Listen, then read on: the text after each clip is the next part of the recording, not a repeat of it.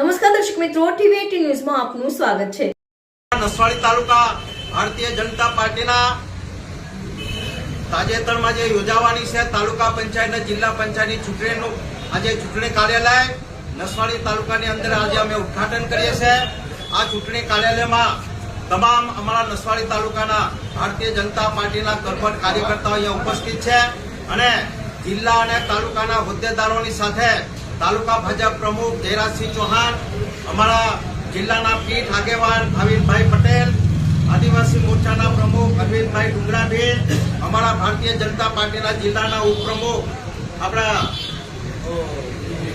દિલીપભાઈ ભીલ, મહામંત્રી બંને અમારા રાજુભાઈ રાઠવા, દલસિંહભાઈ ડુંગરાભીલ અને ભારતીય જનતા પાર્ટીના અમારા પીઠ નેતા, યુવા મોરચાના જિલ્લાના મંત્રી અને અમારા ધારાસભ્યના સુપુત્ર આપણે ભૈલુભાઈ ની ઉપસ્થિતિમાં આજે મેં કાર્યાલયનું ઉદ્ઘાટન કર્યું છે।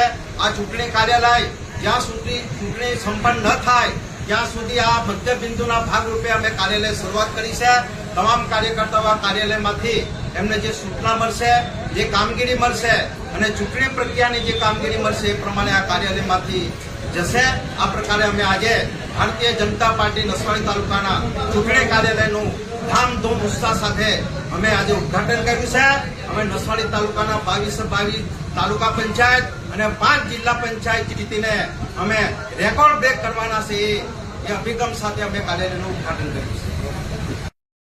આજ રોજ નસવાડી ખાતે સ્થાનિક સ્વરાજ્યની ચૂંટણી 2026 યોજાવા જઈ રહી છે ત્યારે નસવાડી તાલુકા ભારતીય જનતા પાર્ટી દ્વારા નસવાડી તાલુકા મથકે ચૂંટણી કાર્યાલયનું આજે આ શુભારંભ કરવામાં આવ્યું છે।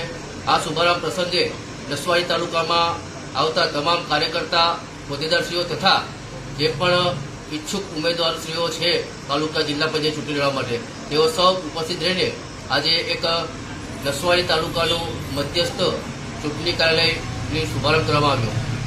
આ પ્રસંગે મારી સાથે છોટાઉદેપુર જિલ્લાના પૂર્વ પ્રમુખ જસુભાઈ ભીલ સાહેબ, આપણા અભયસિંહભાઈના પુત્ર દેવાંગભાઈ ઉપસ્થિત રહ્યા। સાથે સાથે ચૂંટણી જિલ્લા ઇન્ચાર્જ છે, સમગ્ર ચૂંટણી થવાની છે ઇન્ચાર્જ છે જિલ્લાના ભાવિનભાઈ પટેલ એ પણ ઉપસ્થિત રહ્યા।